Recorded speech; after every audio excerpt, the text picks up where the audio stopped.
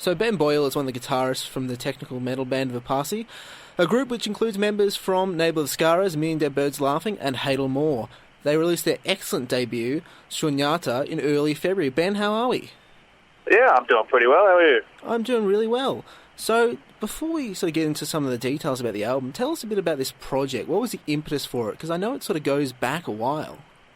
Yeah, it's actually been through quite a journey.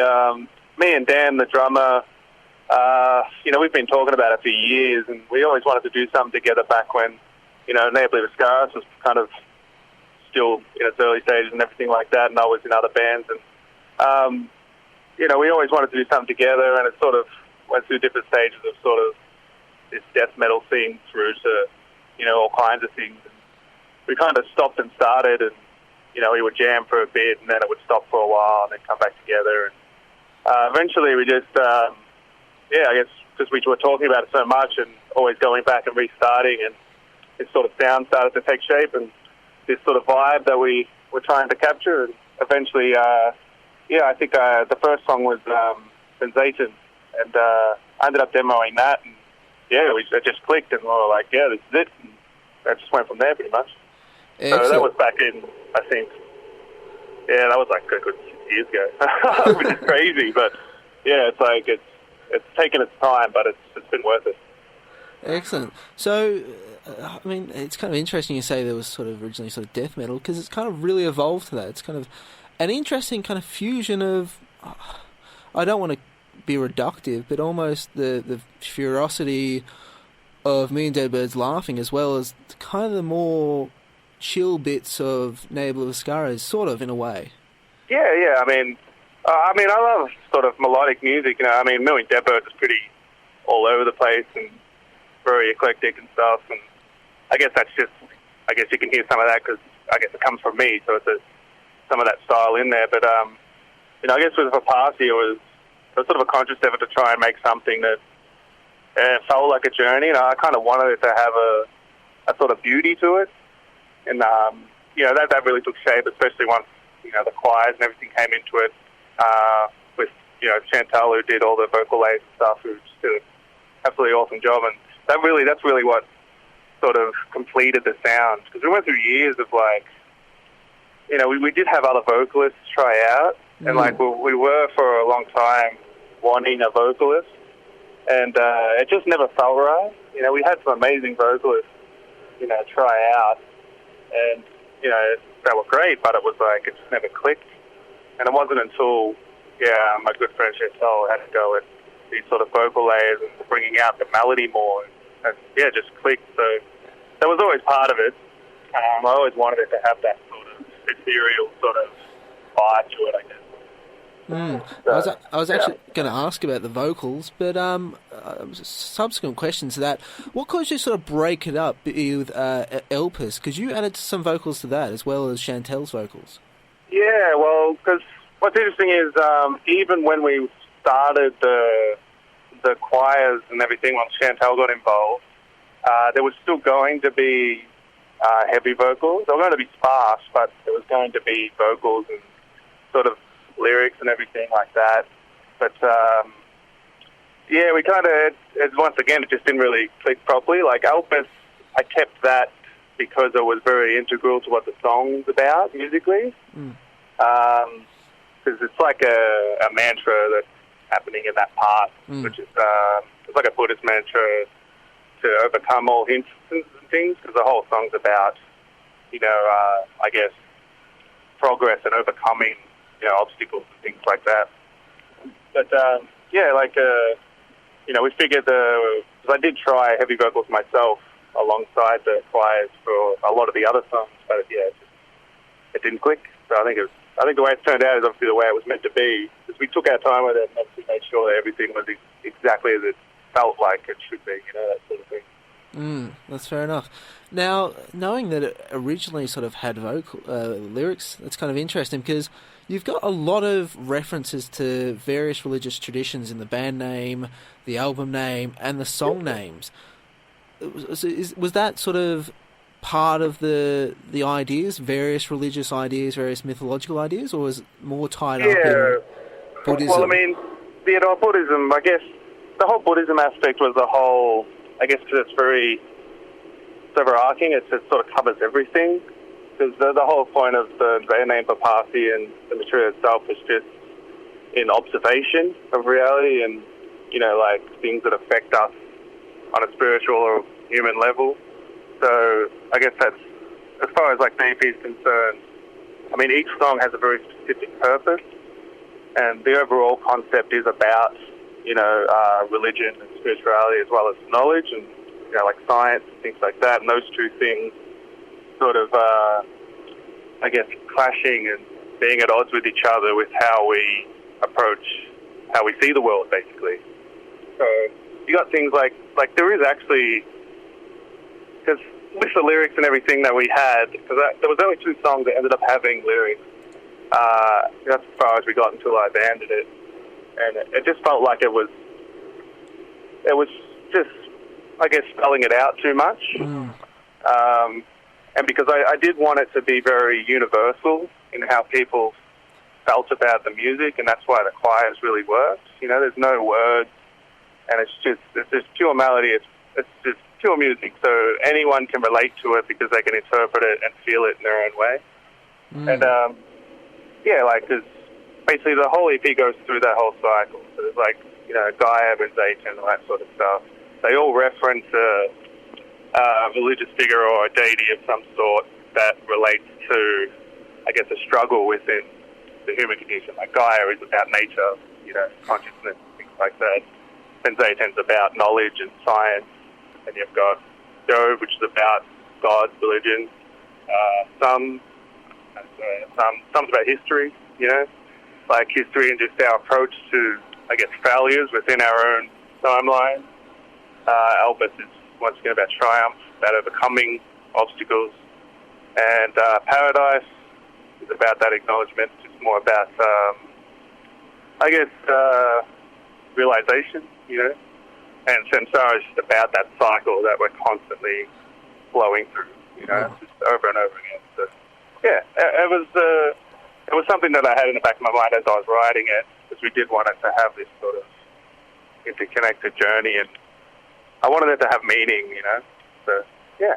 Yeah. Is that any sort of, is that something you're interested in, or is it a more spiritual thing for you?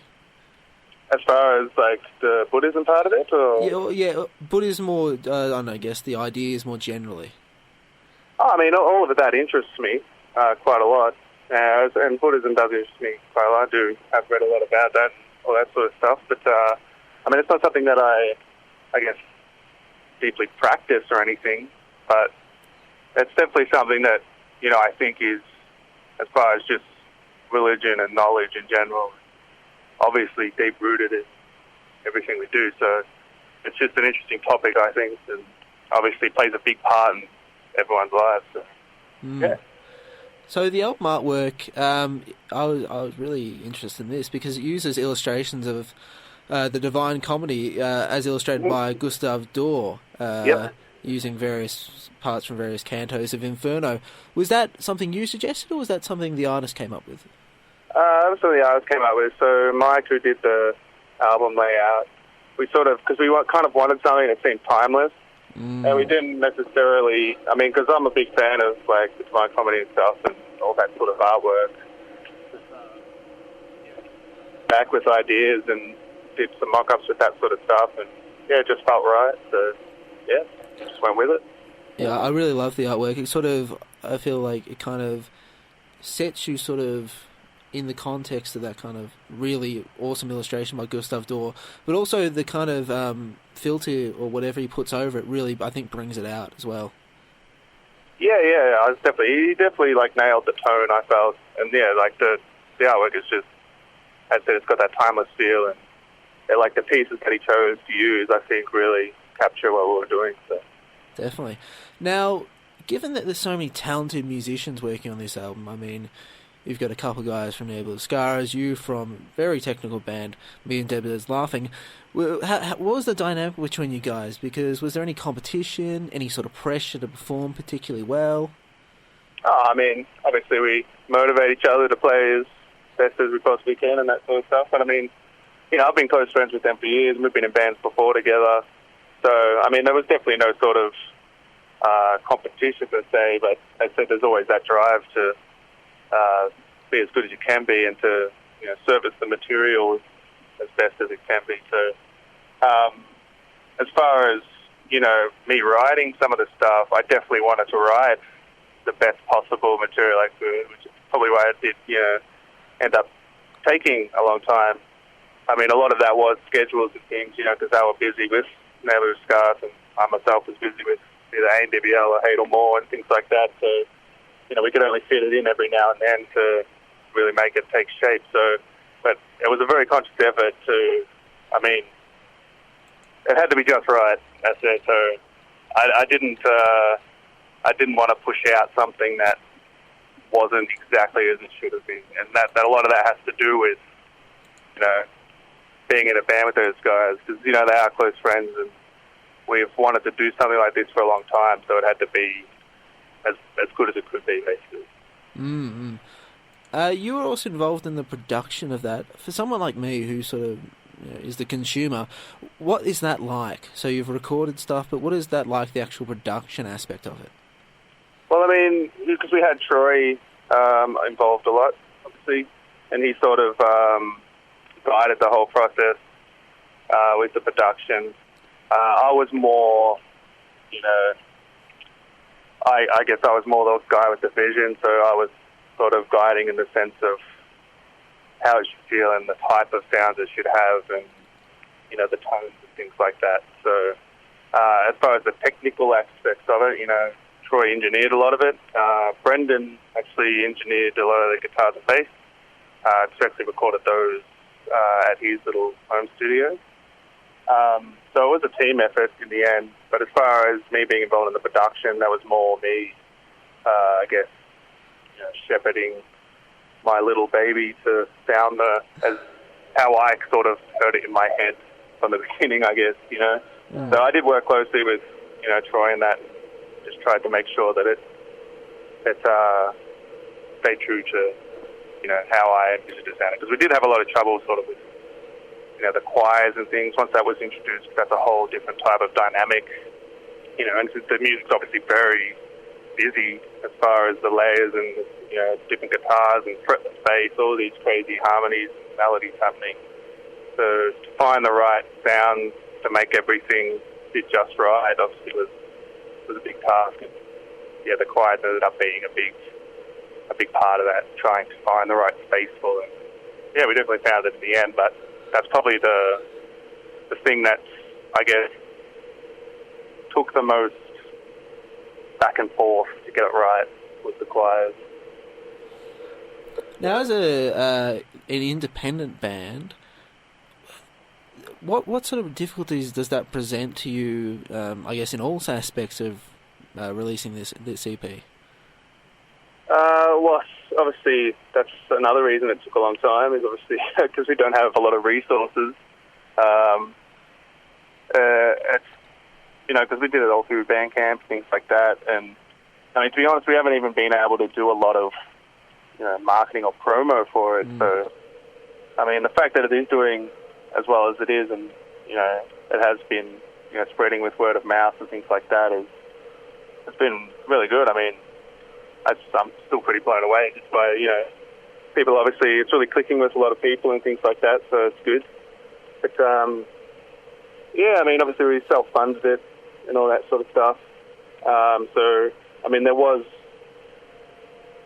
a pretty big time period between when we did the drums, when we did everything else and all that sort of stuff, and then from that to when we did the choirs. And, we all just had to find our own time and stuff, as well as with, finances as well. We had to pull all that together to make sure it worked. And honestly, doing the pre-orders for the release obviously helped a lot, being independent. That helped us actually, get the album out as far as pressing and things like that, So the people that did pre-order and, they basically helped it come out. That's people who did pre-order. That's who we have to thank for that, pretty much. So now that it's out, that's awesome. So now that you've released the debut after a long time, do you sort of understand the trajectory of where this project's going? Do you sort of have any idea where you're going from here? Is that sort of yet to be determined? I mean, we're all very happy with how it turned out, and we'd all be very stoked to, take it to a live setting. But I mean, there's nothing in concrete for that at all. And obviously, Neo are currently off, touring the world and doing very well. So there's no definite plan simply because of that. As far as writing new things, there's ideas, at least for me, where I can take it. But once again, there's nothing that's been set to a track yet or anything like that. So I think once the guys get back from their current US tour, we'll probably reevaluate what we're going to do and see what happens, basically. Fair enough. Two last questions. Your other bands, Hadal Moore and Deadbird's Laughing, what's happening with them at the moment? Hadal Moore, we're actually currently tracking the second album. Awesome. So we're getting close to sort of the end half of that. We start mixing, I guess, in a month or so. So we're still sort of in the midst of tracking it and finishing all that up. So we're hoping, I'm not sure exactly on a release for that. It's probably going to be around May or June or something like that, hopefully, if everything goes to plan. As far as NWL, NWL's been pretty quiet for a while, but we do have a new album written, and we've also got some material that was unreleased previously that we've got ready to put out. So NWL will be doing a lot more in the future, but at the moment, we're still sort of just finishing up the new album, because Dan is also playing drums for NWL now. Oh, yeah. So that's another thing that once he's back from the current tour, gets stuck back into pre-production for the next album. And I'll be making more announcements about NWL sort of in the next month or so, and there'll definitely be a lot of news and material out there for that. So I'm pretty excited. Can't wait. And last question. This is sort of off the general topic. What's your favourite metal album and non-metal album? I'm always interested to hear what people sort of listen to. Wow, that's a big question. Yeah.